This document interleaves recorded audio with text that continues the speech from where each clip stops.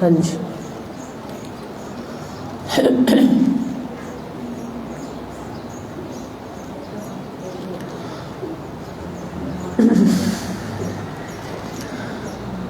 الحمد للہ رب العالمین والصلاة والسلام علی سید الانبیاء والمرسلین وعلی آلہ واصحابہ اجمعین. اعوذ باللہ من الشیطان الرجیم. بسم اللہ الرحمن الرحیم.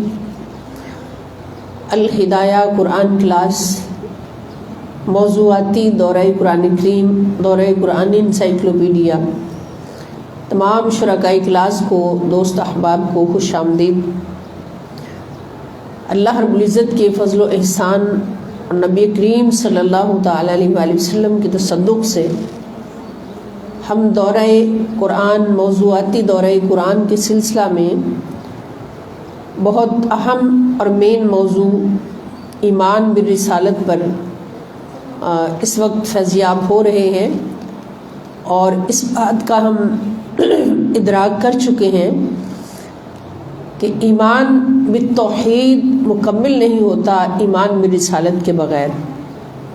جب تک نبیوں، انبیاء کرام اور رسل پر ہمارا ایمان مکمل نہیں ہوتا، اس وقت تک توحید باری تعالی پر ایمان مکمل نہیں ہوتا.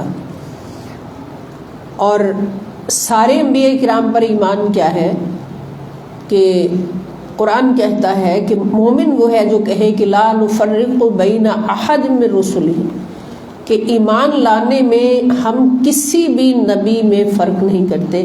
آدم علیہ السلام سے لے کے خاتم الانبیاء محمد مصطفیٰ صلی اللہ تعالی علیہ وآلہ وسلم پر مکمل ایمان ہے کہ سارے اللہ کے نبی ہیں، اور ہر نبی نے اللہ کی نشانی بن کر، حق و صداقت کی نشانی بن کر اللہ رب العزت کا بھرپور پیغام امت تک پہنچایا، اپنی امت تک پہنچایا ہے.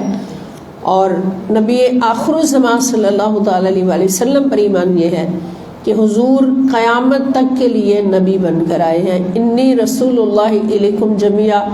قرآن نے فرما دیا کہ نبی صلی اللہ علیہ وسلم سب کو فرما دیجئے کہ قیامت تک آنے والے ہر شخص کے لیے اب میں نبی بن کر آیا ہوں. تو حضور کے بعد کسی کی نبوت ہو ہی نہیں سکتی. اس پر کل ڈیٹیل بات ہوئی تھی. اور ما کان محمد ابا احد من رجالکم ولکن رسول اللہ و خاتم النبیین. اللہ رب العزت کی گواہی ہے، خالق کی کائنات کی گواہی ہے کہ محمد صلی اللہ علیہ وآلہ وسلم تم مردوں میں سے کسی کے باپ نہیں ہیں. یہ بات کیوں فرمائی گئی کہ اگر کوئی حضور کے بعد نبی ہوتا تو ضرور حضور کا بیٹا ہوتا. تو اللہ تعالیٰ نے اسی لیے حضور کے بیٹے کو جوانی نہیں عطا فرمائی، بچپن میں ہی، شیر خارگی میں ہی واپس لے لیا. تو وہ تم میں سے کسی مرد کے باپ نہیں، بلکہ وہ خاتم النبیین ہے، اللہ کے رسول ہے اور خاتم النبیین ہے. تو قرآن بھی اس پر گواہ ہے، اور حضور علیہ السلام بھی فرماتے ہیں انا خاتم النبیین لا نبی بعدی، کہ میں نبیوں کے آخر میں آنے والا ہوں، نبیوں کی نبوتوں کو ختم کر کے سب سے آخر میں آنے والا ہوں، اور اب میری نبوت کے بعد کسی کی نبوت نہیں ہوگی. لا نبی بعدی، میرے بعد کوئی نبی نہیں آئے گا. تو آخری نبی صلی اللہ علیہ وآلہ وسلم پر یہ ایمان اور عقیدہ اگر قائم ہے تو پھر اللہ کی توحید پر ایمان بھی قائم ہے. اور اس کے علاوہ بھی ہم نے جو کچھ پڑھا کل کے لیکچر میں کہ نبی کریم صلی اللہ تعالی علیہ وآلہ وسلم پر، رسالت پر، نبوت پر ایمان ہمارا، اس کے کیا کیا تقاضے ہیں. سب سے پہلا تقاضا ہم نے پڑھا ہے محبت، شدید ترین محبت، ہر محبت سے بڑھ کر محبت اپنے نبی صلی اللہ علیہ وسلم کے ساتھ ہو. اور دوسرا تقاضا ہم نے پڑھا ہے تعظیم اور تکریم، عزت کرنا، نبی کی اس طرح عزت کرنا کہ ہر عزت پیچھے رہ جائے، نیچے رہ جائے. سب سے بڑھ کر اللہ تعالیٰ کے بعد نبی کریم صلی اللہ علیہ وسلم کی تعظیم اور تکریم کرنا. اور نمبر 3 حضور علیہ السلام کی تائید و نصرت کرنا، اپنے نبی کی تائید و نصرت کرنا، یعنی ہر مقام پر جہاں بھی اسلام کو، نبی اسلام صلی اللہ علیہ وسلم کو ہماری ضرورت پڑ جائے تو ہماری جان تک اس کے لیے قربان ہو جائے، سب کچھ قربان ہو جائے. اور حضور کی عظمتوں کی حفاظت کے لیے ہر وقت تیار رہنا، یہ حضور کی تائید و نصرت ہے۔ حضور کے دین کو نافذ کرنا، حضور کے دین کے پرچم لہرا دینا ہر مقام پر، اور پھر اس کی حفاظت کے لیے بھی ہر لمحہ اپنے آپ کو مجاہد بنا کر تیار رکھنا، یہ ہے نبوت پر ایمان۔ اور چوتھے نمبر پر آتا ہے اطاعت رسول صلی اللہ علیہ وآلہ وسلم۔ تو اطاعت رسول صلی اللہ علیہ وسلم، جو لوگ یہ سمجھتے ہیں کہ فقط اطاعت ضروری ہے، محبت ضروری نہیں، فلاں ضروری نہیں، فلاں ضروری نہیں، تو پھر یہ قرآن کھول کے دیکھ لیں، پڑھ لیں کہ کیا کیا ضروری ہے۔ سب سے پہلے محبت کا پہلا نمبر ہے، پھر تعظیم کا نمبر ہے، پھر تائید اور نصرت کا نمبر ہے، چوتھے نمبر پر جا کر اطاعت کا نمبر آتا ہے کہ جب یہ تین تقاضے پورے کر لو آخری حد تک، تو پھر آؤ اطاعت کی طرف، پھر تمہاری اطاعت بھی اللہ تعالیٰ قبول فرمائیں گے۔ پھر اطیع اللہ و اطیع الرسول کا جو ایک پیغام ہے اس کو تم سمجھا ہوگا اور اس پر عمل کیا ہوگا، اور اللہ پاک اس کیٹیگری میں تمہیں شامل فرمائیں گے۔ تو اسی سلسلہ میں ہمارا یہ لیکچر جاری ہے کہ نبی کریم صلی اللہ تعالیٰ علیہ وآلہ وسلم جو خاتم النبیین ہیں، آخری نبی ہیں، ان کی کیا کیا عظمتیں ہیں، کیا کیا شانیں ہیں، اور حضور علیہ السلام پر ہم نے کس کس جہت سے ایمان لانا ہے، حضور کی کس کس عظمت کو تسلیم کرنا ہے، ماننا ہے، تو پھر ہم نے ایمان والے ہونا ہے۔ جب نبی کریم صلی اللہ علیہ وسلم کی بارگاہ میں ہمارا ایمان مکمل ہو گیا تو پھر اللہ پاک نے خود ہی لکھ دینا کہ یہ بندہ مومن ہے، یہ میری ذات پر ایمان لانے والا ہے اور یہ بندہ مومن ہے۔ اور یہاں پر میں یہ بڑی ایک اہم بات عرض کر دوں کہ ہم دیکھتے ہیں ساری دنیا کے مسلمان یہ ملاحظہ کرتے ہیں کہ دشمن جب ہمارے ایمان کا امتحان لیتا ہے، جب بھی امتحان لیتا ہے ہماری عبادت کا نہیں لیتا، ہمارے ایمان کے امتحان لیتا ہے، وہ ہم سے ہماری عبادتیں نہیں چھڑواتا، ہماری عبادتیں نہیں چھینتا، وہ کوشش کرتا ہے ایمان چھیننے کی، اور اس کو پتہ ہے کہ ایمان کیسے چھینا جاتا ہے۔ اب وہ کرتا کیا ہے کہ نہ وہ ہم سے قرآن چھینتا ہے، نہ نماز چھینتا ہے، بلکہ جب بھی وہ ہمارے ایمان کا امتحان لیتا ہے تو ہمارے نبی صلی اللہ تعالیٰ علیہ وآلہ وسلم کی شان میں گستاخی کرتا ہے۔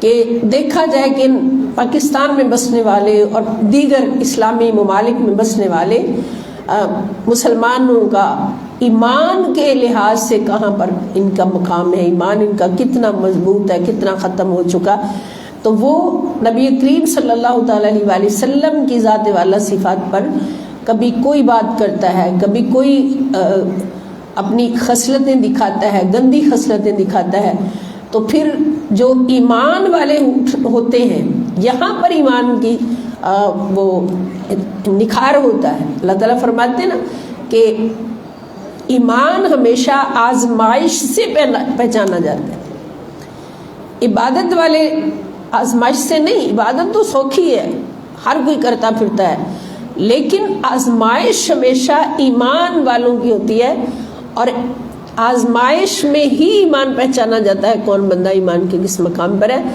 تاکہ اللہ تعالیٰ نے فرما دیا نا کہ مشرق قبلہ تعین میں جو نماز کا رخ بدلا تھا، قبلہ کا رخ بدلا تھا، تو نماز کے اندر کیوں کیا تھا؟ تاکہ مومن اور منافق کی چھانٹی ہو جائے، لیمیز اللہ الخبیث من الطیب، تاکہ اللہ تعالیٰ طیب اور ناپاک کو الگ کر دے، پاک اور ناپاک کو الگ کر دے۔ تو جو نبی کریم صلی اللہ تعالیٰ علیہ وآلہ وسلم پر ہر تقاضے کو پورا کرتے ہیں، حضور کی محبت میں قربان تھے، حضور کی تعظیم و تکریم میں قربان تھے، حضور علیہ السلام کی تعظیم و تکریم میں اس وقت اس حد تک قربان تھے کہ حضور علیہ السلام حجامت کرواتے ہیں اور وہ حضور علیہ السلام کے بال مبارک کا ایک کونا بھی زمین پر نہیں گرنے دیتے۔ کیا یہ قرآن ہمیں حکم دیتا تھا یا حدیث ہمیں حکم دیتی تھی؟ نہیں، یہ ان کی اللہ تعالیٰ نے فرمایا نا کہ سب سے پہلا تقاضا ہے محبت اور دوسرا تقاضا ہے تعظیم و تکریم۔ تو حضور کی تعظیم و تکریم کے تقاضے کو پورا کرتے ہوئے یہاں تک کہ حضور علیہ السلام اپنا لعاب دہن مبارک تھوکنے لگتے ہیں تو سارے صحابہ دوڑنے آگے ہاتھ کرتے، اور حضور کا لعاب دہن مبارک بھی اپنے ہاتھوں میں مل کے اپنے چہروں پہ مل لیتے، جسموں میں مل لیتے کہ یہ تو ہمارے لیے نجات کا وسیلہ ہے، یہ تعظیم و تکریم تھی ان صحابہ کی. اور اس کے بعد حضور کی تائید و نصرت، ان سے بڑھ کر کون کر سکتا ہے؟ صحابہ سے بڑھ کر حضور کی تائید و نصرت کون کر سکتا ہے؟ اسلام کی تائید و نصرت کون کر سکتا ہے؟ اور اس کے بعد چوتھے نمبر پر اطاعت رسول صلی اللہ علیہ وآلہ وسلم، جنہوں نے یہ سارے تقاضے پورے کر کے پھر حضور کے پیچھے رخ پھیرا تو اللہ تعالیٰ نے فرمایا یہ ہیں سارے مومن جو میرے مصطفیٰ کے پیچھے پھر گئے، کیونکہ ان کی ذات کے اندر یہ چاروں کیٹیگریز نظر آ رہی ہیں. یہ چاروں جو جن کا قرآن نے حکم دیا ہے، یہ چار تقاضے جو قرآن نے پورا کرنے کا حکم دیا کہ یہ چار تقاضے پورے ہوں گے تو تمہارا نبوت پر ایمان مکمل ہوگا. جب نبوت پر ایمان مکمل ہوگا تو پھر خدا تعالیٰ کی وحدانیت پر ایمان مکمل ہوگا. تو ان کے اندر یہ چاروں کیٹیگریز موجود ہیں. اور جو ناپاک تھے، منافق تھے، اسلام کے لیے خطرہ تھے، ان کو اللہ پاک نے نماز میں ہی الگ کر دیا، وہ ایڑیوں کے بل پیچھے نکل گئے. لیجمیز اللہ الخبیث من الطیب. اب یہ ایمان کی بات تھی، عبادت کی بات نہیں تھی. عبادت تو وہ کر رہے تھے کھڑے، بات سوچنے کی ہے. عبادت میں تو وہ شامل تھے. یہاں پر اللہ پاک نے ایمان کی آزمائش فرمائی اور ایمان والوں کو اور منافقوں کو الگ کر دیا. تو یہ بات بڑی آسانی سے سمجھ آ رہی ہے کہ دشمن جب حملہ کرتا ہے، ہمارے اسلام پر حملہ کرنا چاہتا ہے، تو ہمارے ایمان کو وہ کھنگالتا ہے، ایمان کی آزمائش کرتا ہے. پھر کیا ہوتا ہے کہ جو ایمان والے ہوتے ہیں وہ کٹ تو جاتے ہیں مگر جھکتے نہیں، بکتے نہیں. وہ اللہ اکبر کا نعرہ جاری رکھتے ہیں، وہ لا الہ الا اللہ محمد رسول اللہ کا نعرہ جاری رکھتے ہیں. وہ ما کان محمد ابا احد من رجالکم ولکن رسول اللہ وخاتم النبیین کا نعرہ جاری رکھتے ہیں. وہ کبھی بھی جھکتے نہیں، بکتے نہیں، بیٹھتے نہیں. وہ فوراً ہاتھوں میں جہاد کی تلوار پکڑ کر اٹھ کھڑے ہوتے ہیں. نہ ان کو اپنی جانوں کی پرواہ ہوتی ہے، نہ اپنے کسی اور چیز کی پرواہ ہوتی ہے. خدا کی قسم اس وقت پرواہ ہوتی ہے تو فقط ذات مصطفیٰ صلی اللہ علیہ وسلم کی پرواہ ہوتی ہے. تو ایمان میں کامیاب ہو گئے وہ لوگ، اور جنہوں نے ایک لشکر ہو کر، ایک طرف چند لوگ ہیں جو ایمان میں کامیاب ہو گئے اور دوسری طرف منافقین کا لشکر ہے. کوئی اس میں عبداللہ بن ابی کا کردار ادا کر رہا ہے، کوئی ولید بن مغیرہ کا کردار ادا کر رہا ہے، اور ان دشمنوں کے ہاتھ میں ہاتھ اس لیے دے رہا ہے کہ ان سے ہمیں دنیاوی فائدے ملنے ہیں. یہ ہمیں ان کے آگے ہمیں جھک کے رہنا پڑے گا، نعوذ باللہ. تو اب ان کو اندازہ ہو گیا، جیسا کہ کل کی خبروں میں ہم نے دیکھا کہ ایک مجاہد جو نبی کریم صلی اللہ علیہ وسلم کی عظمت کی حفاظت کی بات کرتا تھا، جب سے وہ سیٹ پہ آیا، وہ پاکستان کو اسٹیٹ آف مدینہ بنانے کی بات تو کرتا تھا، نہیں بنا سکا، اس کو اس نظام نے نہیں کچھ کرنے دیا. اس کو اتارے جانے پر دشمنان رسول کتنے خوش نظر آتے. ہم نے یہ نہیں دیکھنا کہ فلاں آیا تھا تو ہماری تجارتیں چمک گئی تھیں، اب فلاں آیا تو اس نے ہماری تجارتوں کو مندہ کر دیا. ہم نے یہ دیکھنا ہے کہ کس کے آنے سے میرے نبی پاک صلی اللہ علیہ وسلم کی عظمت کی حفاظت ہو رہی تھی، کس کے آنے سے اسلام جو ہے وہ محفوظ تھا اور مسلمان محفوظ تھا.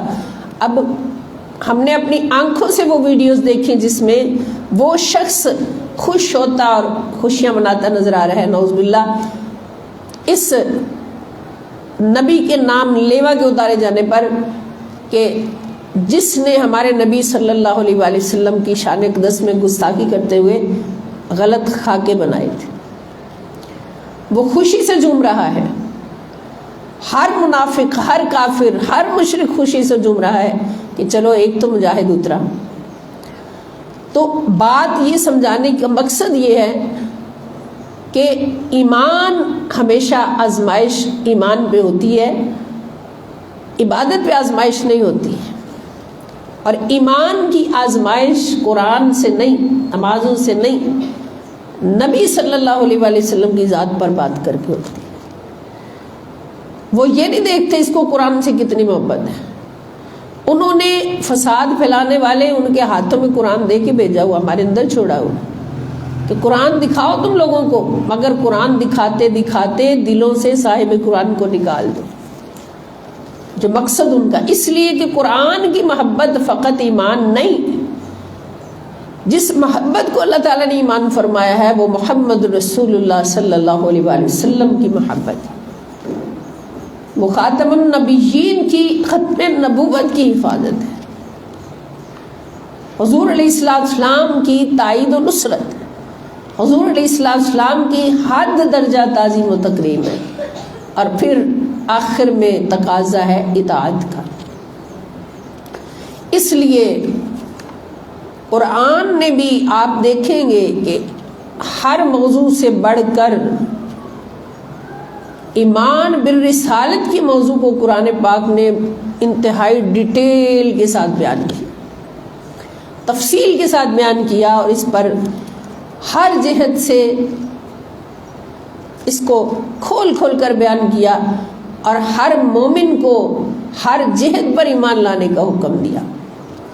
کل تک جو ہم نے پڑھا تھا آپ نے سنا کہ حضور علیہ السلام سب سے اول بھی ہیں اور آخر بھی، میں قرآن نے بتایا، پہلے آنے والے انبیاء کرام نے حضور علیہ السلام کی آمد کی خوشخبریاں سنائی۔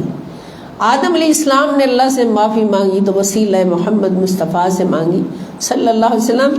اس کا مطلب اللہ پاک نے عالم ارواح میں اپنے نبی کی نبوت، اس پر ایمان لانا، نبی سے محبت کرنا، نبی کی تائید کرنا، نبی کی اطاعت کرنا، یہ نبیوں سے بھی وعدہ لے لیا تھا، اس لیے ہر نبی کو پتہ تھا۔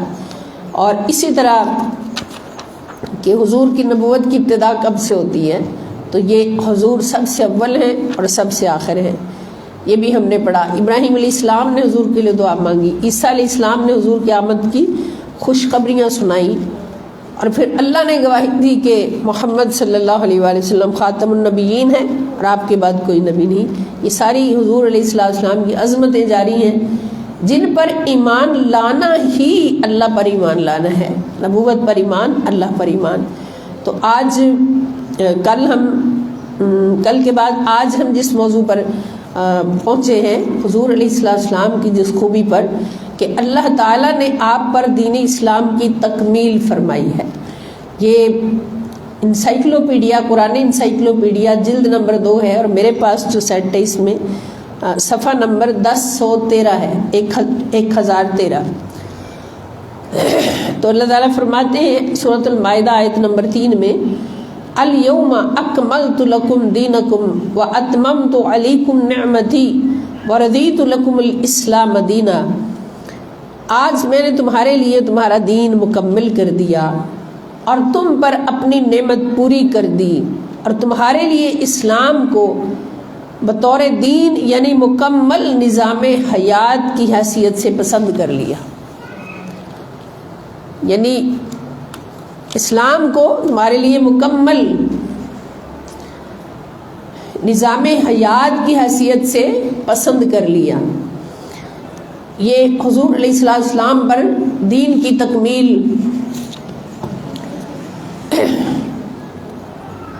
کی گواہی اللہ پاک نے دی۔ اس کے بعد فرماتا ہے کہ تمام انبیاء علیہ السلام امانت کے بلند ترین درجہ پر فائز ہیں۔ اس کو بند کریں پنکھے۔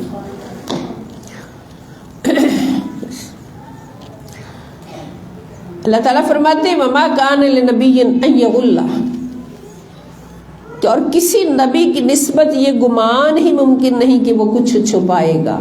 غلو کے معنی ہوتے ہیں کہ حق بات کو چھپانا اور اپنی مرضی کی بات کو اس کی جگہ لکھ کے پھیلا دینا، جیسے فسادی گروہ کا کام ہوتا ہے، جیسے منافقین کا کام ہوتا ہے، جیسے عظمت رسول کے دشمنوں کا کام ہوتا ہے۔ تو اللہ تعالیٰ فرماتے کہ اور کسی نبی کی نسبت یہ گمان بھی نہیں ہو سکتا کہ وہ کسی بات کو چھپائیں گے۔ اس کے بعد فرمایا کہ حضور نبی اکرم صلی اللہ علیہ وآلہ وسلم وہی پہنچاتے تھے جو ان پر اللہ کی طرف سے وحی کیا جاتا تھا۔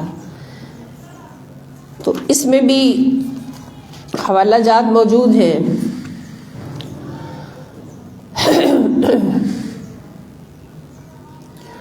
اللہ تعالیٰ فرماتے ہیں وَإِذَا بَدَّلْنَا آیَةً مَّكَانَ آیَةٍ وَاللَّهُ أَعْلَمُ بِمَا يُنَزِّلُ قَالُوا إِنَّمَا أَنتَ مُفْتَرٍ بَلْ أَكْثَرُهُمْ لَا يَعْلَمُونَ قُلْ نَزَّلَهُ رُوحُ الْقُدُسِ مِن رَّبِّكَ بِالْحَقِّ لِيُثَبِّتَ الَّذِينَ آمَنُوا وَهُدًى وَبُشْرَىٰ لِلْمُسْلِمِينَ۔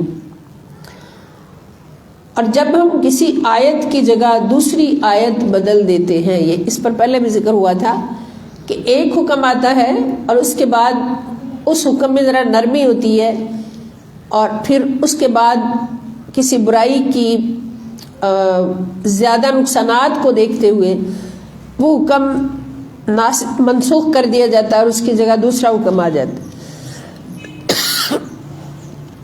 جیسے شراب کے بارے میں پہلے اس کی برائیاں بیان کی گئیں اور اس کے بعد اس کے حرام کرنے کا مکمل، اور پھر یہ وراثت کے بارے میں بھی ہم نے پڑھا کہ پہلے وراثت کے بارے میں وصیت کرنے کا حکم آیا، پھر وہ حکم منسوخ ہو گیا اور اس کی جگہ وراثت کے احکام قرآن نے نافذ کر دیے کہ کس کو کتنا ملنا ہے۔ تو جب اس طرح کی بات ہوتی تھی کہ پہلے ایک آیت اتری پھر اس کا حکم منسوخ ہو گیا، اس کی جگہ دوسری آ گئی، ناسخ آ گئی، تو پھر وہ کفار کہتے تھے کہ آپ اپنی طرف سے قرآن گھڑ کے لے آتے۔ پہلے کچھ لوگ، اکثر لوگ آیتوں کے اتارنے اور بدلنے کی حکمت نہیں جانتے۔ فرما دیجئے اس قرآن کو روح القدس یعنی جبرائیل علیہ السلام نے آپ کے رب کی طرف سے سچائی کے ساتھ اتارا ہے تاکہ ایمان والوں کو ثابت قدم رکھے، اور یہ مسلمانوں کے لیے ہدایت اور بشارت ہے۔ یعنی حضور علیہ السلام وہی پہنچاتے تھے جو اللہ کی طرف سے نازل ہوتا تھا، اپنی طرف سے کچھ نہیں پہنچاتے تھے۔ اس کے بعد حضور نبی اکرم صلی اللہ علیہ وآلہ وسلم پیغمبر برحق ہیں، یہ بھی قرآن کی گواہی، اس پر بھی ایمان لانا بہت ضروری ہے کہ حضور پیغمبر برحق ہیں۔ اللہ تعالیٰ فرماتے انا ارسلناک بالحق بشیرا ونذیرا ولا تسأل عن اصحاب الجحیم۔ اے محبوب مکرم صلی اللہ علیہ وسلم، بے شک ہم نے آپ کو حق کے ساتھ خوشخبری سنانے والا اور ڈر سنانے والا بنا کر بھیجا ہے، اور اہل دوزخ کے بارے میں آپ سے پرسش نہیں کی جائے گی۔ پھر اللہ تعالیٰ فرماتے ہیں تلک آیات اللہ نتلوها علیک بالحق وانک لمن المرسلین، اور یہ اللہ کی آیتیں ہیں، ہم انہیں اے حبیب صلی اللہ علیہ وسلم آپ پر سچائی کے ساتھ پڑھتے ہیں، اور بے شک آپ رسولوں میں سے ہیں۔ اسی طرح سے یہ حوالہ جات کثیر اس موضوع میں بھی موجود ہیں۔ اللہ تعالیٰ فرماتے انک لمن المرسلین علی صراط مستقیم، بے شک آپ ضرور رسولوں میں سے ہیں، سیدھی راہ پر قائم ہیں۔ اور انا ارسلناک بالحق بشیرا ونذیرا وان من امۃ الا خلا فیہا نذیرا، بے شک ہم نے آپ کو حق اور ہدایت کے ساتھ خوشخبری سنانے والا اور آخرت کا ڈر سنانے والا بنا کر بھیجا ہے، اور کوئی امت ایسی نہیں مگر اس میں کوئی نہ کوئی ڈر سنانے والا ضرور گزرا ہے۔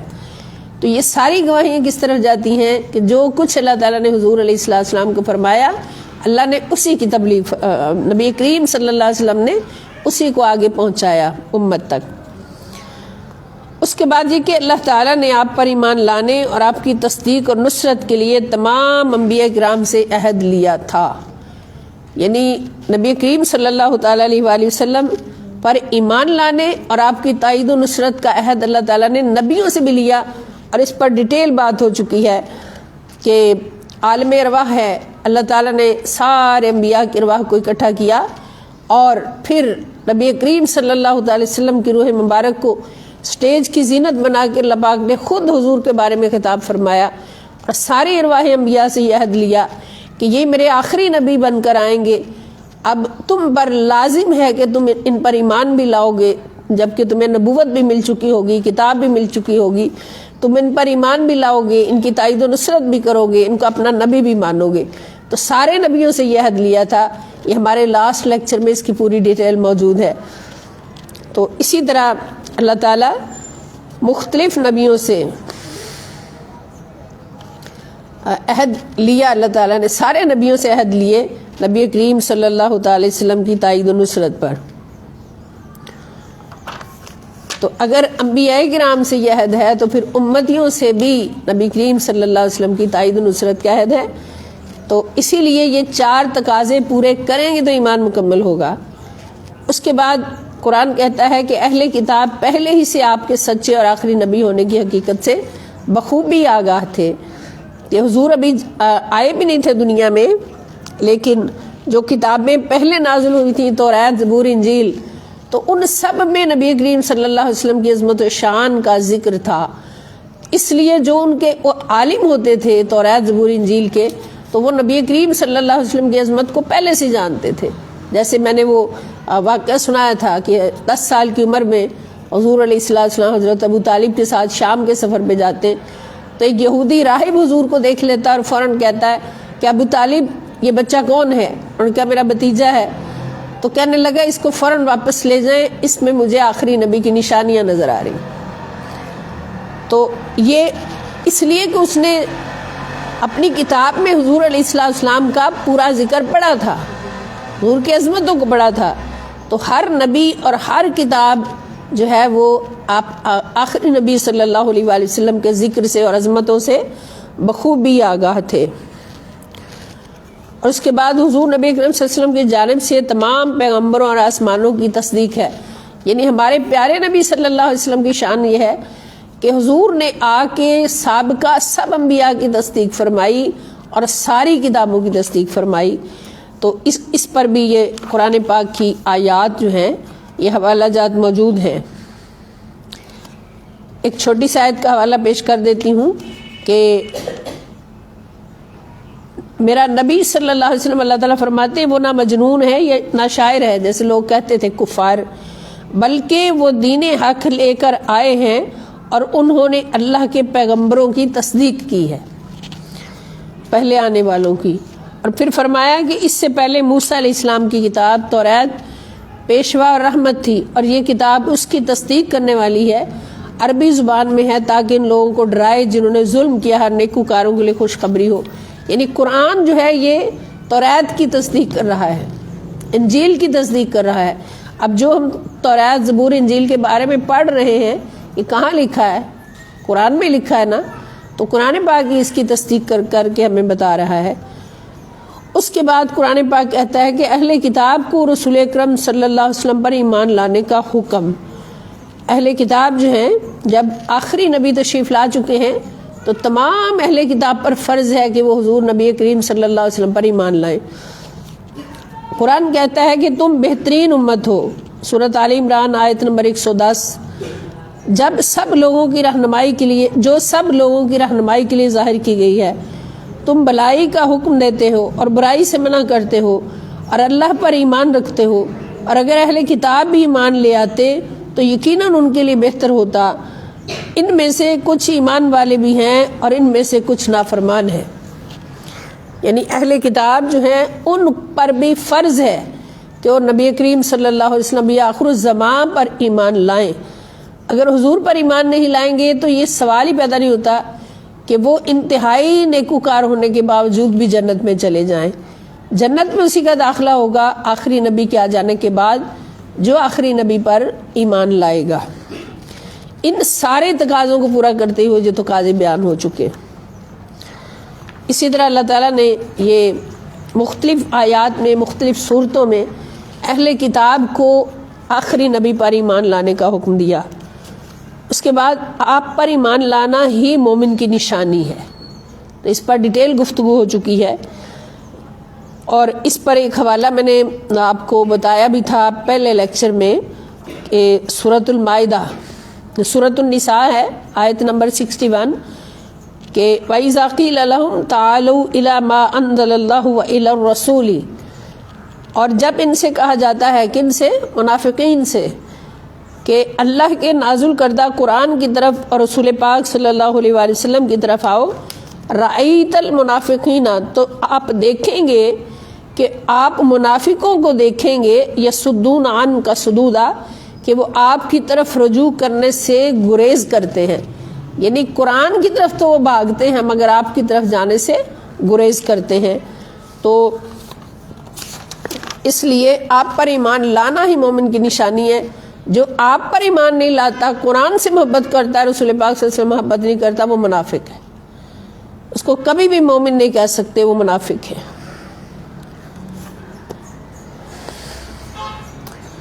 اسی سلسلہ میں اللہ تعالیٰ فرماتے کہ انما المؤمنون الذین آمنوا باللہ ورسولہ ثم لم یرتابوا وجاہدوا باموالہم وانفسہم فی سبیل اللہ اولئک ھم الصادقون. سبحان اللہ، اللہم اجعلنا منہم. سورۃ الحجرات ہے، آیت نمبر 15 ہے. اللہ تعالیٰ فرماتے ایمان والے تو صرف وہ لوگ ہیں جو اللہ اور اس کے رسول صلی اللہ علیہ وآلہ وسلم پر ایمان لائے، پھر شک میں نہ پڑے اور اللہ کی راہ میں اپنے اموال اور اپنی جانوں سے جہاد کرتے رہے. یہی وہ لوگ ہیں جو دعوی ایمان میں سچے ہیں. اپنے مال سے بھی جہاد کرتے رہے نبی پر قربان ہو کے، جان سے بھی جہاد کرتے رہے نبی پر قربان ہو کے. تو اللہ تعالیٰ فرماتے یہی اپنے دعوی ایمان میں سچے ہیں.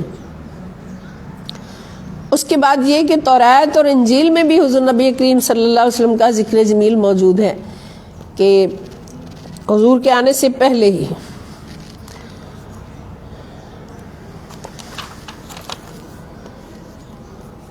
اس کے بعد اس میں محمد صلی اللہ علیہ وآلہ وسلم کا ذکر جمیل قرآن میں موجود ہے. اللہ تعالیٰ فرماتے وما محمد الا رسول قد خلت من قبلہ الرسل افإن مات او قتل انقلبتم على اعقابکم ومن ينقلب على عقبیہ فلن يضر اللہ شیئا وَسَيَجْزِي اللَّهُ الشَّاكِرِينَ. اور محمد صلی اللہ علیہ وسلم بھی تو اللہ کے رسول ہی ہیں، نہ کہ خدا نہیں ہے، اللہ کے رسول ہیں. آپ سے پہلے بھی کئی پیغمبر مصائب اور تکلیفیں جھیلتے ہوئے اس دنیا سے گزر چکے ہیں. پھر اگر آپ وفات فرما جائیں یا شہید کر دیے جائیں تو کیا تم اپنے پچھلے مذہب کی طرف الٹے پاؤں پھر جاؤ گے؟ یعنی کیا ان کی وفات یا شہادت کو معاذ اللہ دین اسلام کے حق نہ ہونے پر یا ان کے سچے رسول نہ ہونے پر محمول کرو گے کہ حضور بھی ایک انسان ہے، حضور نے بھی موت کا ذائقہ چکھنا ہے، وفات فرمانی ہے، یا شہید ہو جائیں؟ تو اس کا مطلب یہ نہیں کہ حضور علیہ السلام کے پردہ فرمانے سے یہ بات ثابت ہو گئی کہ اسلام سچا دین نہیں ہے، نعوذ باللہ، یا حضور علیہ السلام کا پیغام سچا نہیں تھا. نہیں، جس طرح حضور اپنی حیات طیبہ میں یہاں موجود تھے اور اسلام کا رنگ تھا، اسی طرح حضور کے چھپ جانے سے بھی اسلام کا رنگ اسی طرح قیامت تک موجود ہے. تو اس بات سے کبھی بھی پھرا نہیں جا سکتا. حضور انسان ہے اور کل نفس ذائقۃ الموت، ہر انسان کو اللہ تعالیٰ نے موت کا ذائقہ چکھانا ہے. اور یہ بھی بہتری ہوتی ہے موت آ جانا. اگر موت نہ آئے تو پھر انسان کے ساتھ کیا کیا کچھ ہو انسان نہیں جان سکتا. اور نبی کریم صلی اللہ تعالیٰ علیہ وآلہ وسلم کے صدقے سے اللہ تعالیٰ نے موت کو بھی حضور کی سنت بنا دیا. اور اس موت کو بھی حضور کی سنت سمجھ کر مومن قبول کریں، یہ بھی اللہ پاک نے ایک تحفہ مومن کو دے دیا محبت کا. جیسے دانش شاعر کہتے ہیں کہ دانش ہیں غالباً کہ دانش میں خوف مرگ سے بالکل ہوں بے نیاز، دانش میں خوف مرگ سے بالکل ہوں بے نیاز، میں جانتا ہوں موت ہے سنت رسول کی صلی اللہ علیہ وسلم. میں سنت رسول صلی اللہ علیہ وسلم سمجھ کر اس کو اپنے سینے سے لگاتا ہوں موت کو. تو یہ کیٹیگری اسی کی ہوگی نا جس نے ساری زندگی حضور پر ایمان لانے کے چاروں تقاضے پورے کیے. حضور کی محبت میں فنا ہے، حضور کی تعظیم و تقریب میں فنا ہے، حضور کی تائید و نصرت کے لیے قربان ہر گھڑی، اور پھر حضور علیہ السلام کی اطاعت و فرما برداری میں قربان ہے. تو یہ مزہ بھی اسی کو ملتا ہے کہ موت کو سنت سمجھ کر قبول کرتا ہے، سینے سے لگاتا ہے، اور پھر اس کی موت بھی ایسی آتی کہ سرکار سامنے ہوتے ہیں اور وہ مسکراتے ہوئے حضور کے پیچھے چل پڑتا ہے.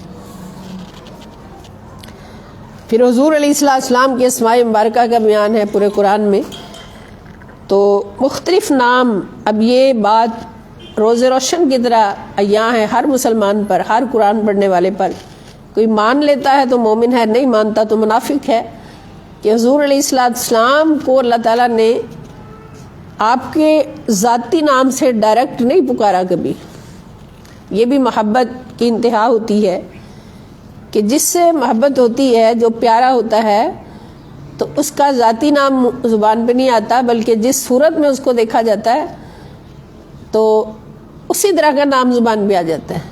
جیسے ہمارے بچے ہیں تو ان کو ہم دیکھتے ہیں، جب بہت پیارا لگتا ہے تو اس کو ہم کئی نام دے دیتے ہیں، میرا پارو ہے، یہ میرا لاڈو ہے، یہ میرا فلاں ہے فلاں ہے. تو اسی طرح اللہ پاک نے نبی پاک صلی اللہ علیہ وسلم کو جس صفت میں دیکھا، جس خوبی میں دیکھا، وہی نام حضور کو دیا. کہیں یا محمد نہیں کہا، اس میں محمد صلی اللہ علیہ وسلم کا ذکر تو کیا قرآن میں، حضور کے ذاتی نام کا ذکر کیا، لیکن کسی اور کیٹیگری میں جب خطاب حضور سے کیا ہے، یا کہہ کے پکارا ہے، تو کہیں پر بھی یا محمد یا احمد نہیں کہا. کیا کچھ کہا؟ کہیں فرمایا انا ارسلناک شاہدا و مبشرا و نذیرا، میرے مصطفیٰ تو شاہد بھی ہے، تو مبشر بھی ہے، تو نذیر ہے، تو سراج ہے، تو منیر ہے. اور کہیں کہا کہ مصدق ہے، مصدق لما معکم. اور پھر فرمایا کہ شہید بھی ہے. شہید کل اس پہ بات ہوئی تھی کہ آنکھوں سے دیکھ کر گواہی دینے والا. پھر برہان ہے، اور پھر النبی الامی ہے، جو سب سے اعلیٰ نام اللہ تعالیٰ نے حضور کو دیا.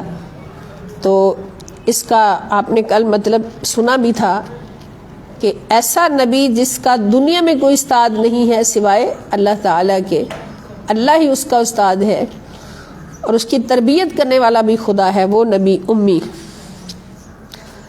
اور اسی طرح یاسین کہا، یا ایھا المزمل کہا، یا ایھا المدثر کہا.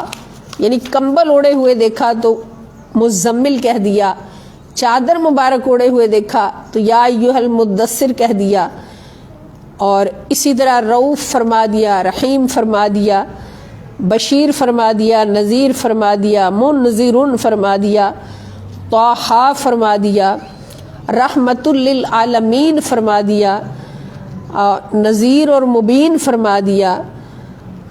تو یہ سارے نام جو ہیں اللہ تعالیٰ نے نبی کریم صلی اللہ تعالیٰ علیہ وآلہ وسلم کو عطا فرمائے.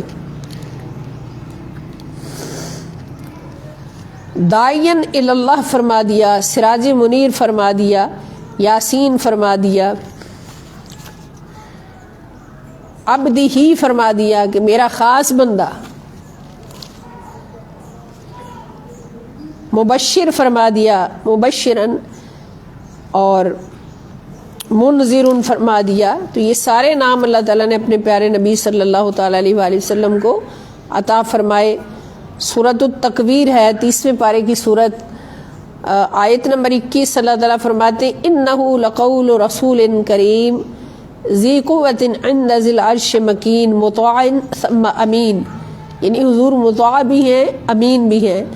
بے شک یہ قرآن بڑی عزت اور بزرگی والے رسول کا پڑھا ہوا کلام ہے، جو دعوت حق، تبلیغ رسالت اور روحانی استعداد میں قوت و ہمت والے ہیں، اور مالک عرش کے حضور بڑی قدر و منزلت والے ہیں.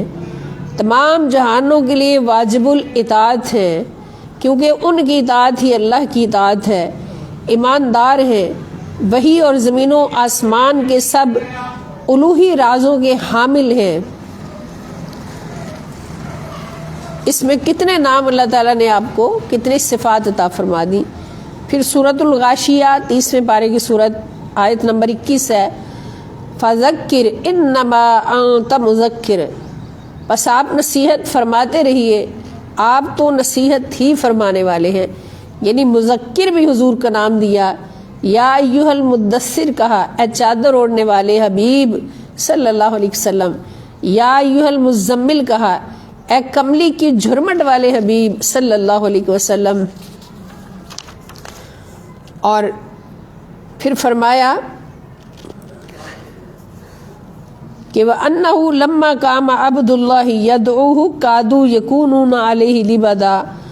اور یہ کہ جب اللہ کے بندے محمد صلی اللہ علیہ وآلہ وسلم کی اس کی عبادت کرنے کھڑے ہوئے، یعنی اپنا بندہ بھی کہا عبدہ. ولما قام عبد اللہ یدعوہ کادو یکونون علیہ لبدا، جب محمد صلی اللہ علیہ وآلہ وسلم اللہ کی بندے اللہ کی عبادت کے لیے کھڑے ہوئے تو وہ ان پر ہجوم در ہجوم جمع ہو گئے تاکہ ان کی قرات سن سکے۔ تو یہ سارے نام اللہ تعالیٰ نے اپنے نبی صلی اللہ تعالیٰ علیہ وآلہ وسلم کو دیے۔ فرمایا بل متعت ہؤلاء وآباءہم حتی جاءہم الحق ورسول مبین، بلکہ میں نے انہیں اور ان کے آباء و اجداد کو اسی ابراہیم علیہ السلام کے تصدق اور واسطہ سے اس دنیا میں فائدہ پہنچایا ہے، یہاں تک کہ ان کے پاس حق یعنی قرآن اور واضح روشن بیان والا رسول تشریف لے آیا۔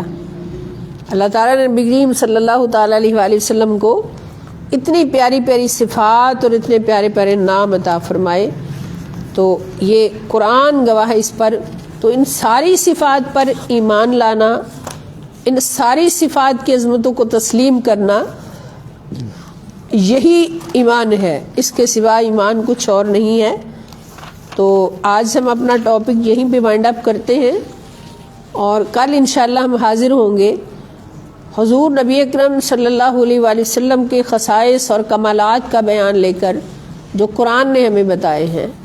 ہم ہر اس بات پر ایمان لانے والے ہیں جو قرآن ہمیں بتاتا ہے، اور میرے نبی کی عظمتیں وہ عظمتیں ہیں جن کو قرآن نے کھول کھول کر بتایا ہے، اس میں کوئی شک نہیں ہے، کوئی نقص نہیں ہے، کوئی کمی نہیں ہے۔ تو یہ یاد رکھیں کہ جو ان عظمتوں کو دل سے مانے گا، تسلیم کرے گا، ان کی تعظیم و تکریم کرے گا، ان سے ٹوٹ کر محبت کرے گا، اور ان کی محبت میں صفات مصطفیٰ صلی اللہ علیہ وسلم کی حفاظت کے لیے ہر گھڑی اپنا تن من دھن قربان کرنے کے لیے تیار رہے گا، وہی مومن ہے اور اسی کی اطاعت قبول ہے۔ اطاعت چوتھے نمبر پر آتی ہے، اگر پہلے 3 تقاضے پورے ہو گئے تو پھر چوتھا تقاضا بھی پورا ہو جائے گا۔ اللہ پاک ہمیں ایمان بالرسالت میں اعلیٰ کامیابی عطا فرمائے۔ اور آج کے دور میں جو آگ جلی ہوئی ہے فسادات کی اور بلاؤں کی اور آزمائشوں کی تو اور فتنوں کی، انتہائی غلیظ اور خطرناک فتنوں کی ہوائیں جو چلی ہوئی ہیں، اللہ تعالیٰ ہر مسلمان کو ان سے محفوظ رکھے اور ہر مومن کے ایمان کو محفوظ رکھے۔ مولا کریم گھبرانا نہیں ہے، حق کا لشکر ہمیشہ دیکھنے میں چھوٹا ہوتا ہے مگر طاقت میں بہت بڑا ہوتا ہے، اور منافقین اور کافرین اور مشرکین کا لشکر دیکھنے میں بڑا ہوتا ہے مگر طاقت ان کی بہت کمزور ہوتی ہے۔ یہ قرآن کا وعدہ ہے۔ یہ ٹاپک بھی انشاءاللہ زندگی رہی تو ہم پڑھیں گے کہ کافر ہمیشہ اندر سے کمزور ہوتا ہے۔ قرآن کہتا ہے کبھی بھی کافر سے نہ ڈرو، یہ تو آپس میں ایک دوسرے سے لڑتے رہتے ہیں، اور یہ تو ہم دیکھ رہے ہیں ان کو۔ تو ہمیشہ حق کا ساتھ دینا ہے، سچ کا ساتھ دینا ہے، اور اس ملک کی حفاظت کے لیے، اسلام کی حفاظت کے لیے اپنا تن من دھن حاضر رکھنا ہے قربانی کے لیے۔ اللہ پاک ہم سب کو توفیق عطا فرمائے۔ والسلام علیکم ورحمۃ اللہ وبرکاتہ، وإلی اللقاء انشاءاللہ تعالیٰ۔ کل اسی ٹائم پھر ملیں گے انشاءاللہ۔ تو اللہ پاک ہماری حاضری قبول فرمائے۔